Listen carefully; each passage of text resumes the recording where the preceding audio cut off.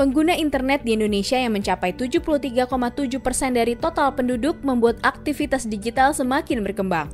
Mulai dari berkomunikasi, mengakses transportasi, hingga bertransaksi, semua mudah dalam genggaman gawai. Penggunaan data pun juga jadi hal yang diperlukan untuk memenuhi aktivitas digital. Sayangnya, data yang kita berikan tidak bisa terhindar dari penyalahgunaan. Seberapakah kita memahami soal penggunaan dan pelindungan data pribadi di ranah digital? Karena itu, Kementerian Komunikasi dan Informatika pun melakukan survei terhadap persepsi masyarakat dan kesiapan industri atas implementasi pelindungan data pribadi. Di era industri 4.0, upaya pelindungan data pribadi adalah tantangan yang harus dihadapi oleh semua pihak. Untuk meneliti lebih jauh, Kementerian Kominfo bekerja sama dengan Kata Data Insight Center menyelenggarakan survei nasional tentang pelindungan data pribadi yang menyasar masyarakat dan juga pelaku usaha.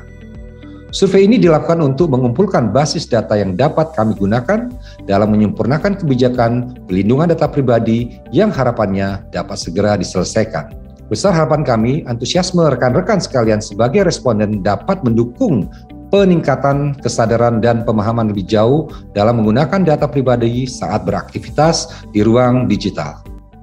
Hasil survei menunjukkan pengguna internet memahami perbedaan data pribadi umum dan data pribadi khusus yang mereka bagikan di dunia maya.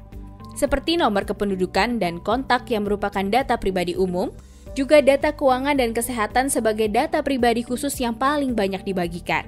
Ketika pengguna internet menginstal aplikasi atau media sosial ini, mayoritas pengguna telah membaca dan memahami kebijakan privasi. Walau masih ada sebagian pengguna yang tidak membaca dan memahami ketentuan privasi dikarenakan isi materi yang terlalu panjang, kalimat sulit dipahami atau menggunakan bahasa asing. Begitu juga saat menggunakan aplikasi terutama media sosial.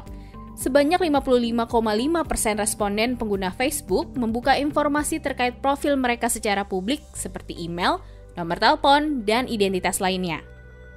Berbeda dengan responden pengguna Instagram, hanya sekitar 25,5% responden yang tidak mengatur akun mereka menjadi privat. Walau begitu, dari sejumlah penggunaan data yang dipakai untuk mengakses aplikasi atau media sosial, sebanyak 12% pengguna pernah mengalami kebocoran data terkait finansial.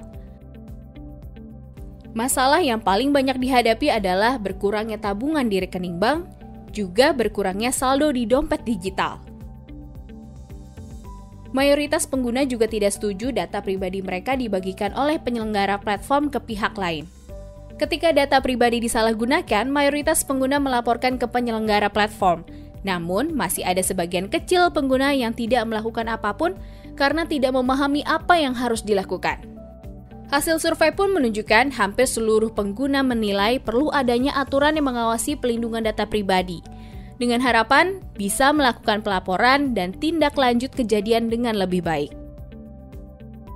Kemudian juga ternyata persepsi masyarakat terhadap undang-undang perlindungan data pribadi itu juga sangat baik, rata-rata lebih dari 60%. Nah, ini signal untuk kita semua, untuk pemerintah, untuk DPR, bahwa di Indonesia ini perlu segera diundangkan undang-undang perlindungan data pribadi supaya kita memiliki perlindungan yang maksimal terhadap data masyarakat. Karena dengan adanya undang-undang ini, penyelenggara sistem elektronik akan mengamankan data dan sistem yang dimilikinya dengan maksimal. Dengan keamanan yang mereka miliki, tentu saja akan membuat data masyarakat yang disimpan di platform ini akan menjadi aman. Kemudian juga masyarakat akan mulai sadar bahwa mereka perlu membatasi data yang akan di-share. Mereka perlu mengamankan data pribadinya sendiri.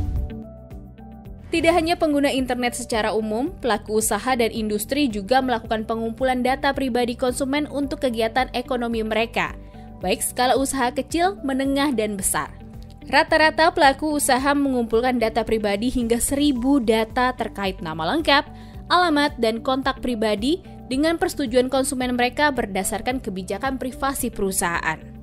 Tercatat keseluruhan usaha skala menengah besar telah memiliki aturan kebijakan privasi, sementara masih ada 12,5% dari usaha kecil yang tidak memilikinya. Meskipun sudah ada kebijakan privasi, sebagian besar dari perusahaan belum memiliki sertifikat manajemen informasi. Namun 30,4% telah memiliki sertifikat ISO 27001 dan ISO 27701. Walau begitu, pelaku usaha tetap berupaya menjaga kerahasiaan informasi yang diperoleh dari konsumen atau rekan usaha mereka. Sebagian besar dari pelaku usaha juga telah membuat standar operasional prosedur atau SOP, kontrol akses, dan keamanan data. Pelatihan secara berkala lebih banyak diharapkan pelaku usaha menengah dan besar, sedangkan usaha kecil lebih menginginkan konsultasi daring. Mayoritas perusahaan menyatakan sudah mengetahui mengenai pelindungan data pribadi secara umum dan sekitar 31,8% pelaku usaha telah mengetahui tentang adanya rancangan Undang-Undang Pelindungan Data Pribadi atau RUU PDP. Jika nantinya RUU ini disahkan, rata-rata pelaku usaha masih memerlukan adaptasi terhadap aturan dan pelaksanaan PDP.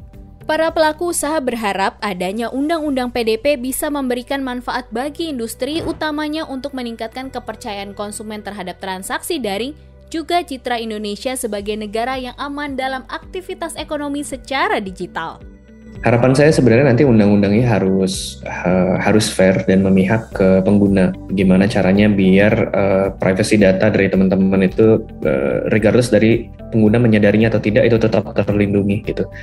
Dan harapan saya juga adalah nanti ini undang-undangnya pada saat dibuat dan nanti setelah dipublish agar disebarluaskan ke sebanyak mungkin gitu ya, biar teman-teman juga pada aware gitu. Batasan yang jelas ini saya harap nanti tidak ada lagi gray area, jadi nggak ada yang memanfaatkan celah-celah untuk memakai data dari pengguna.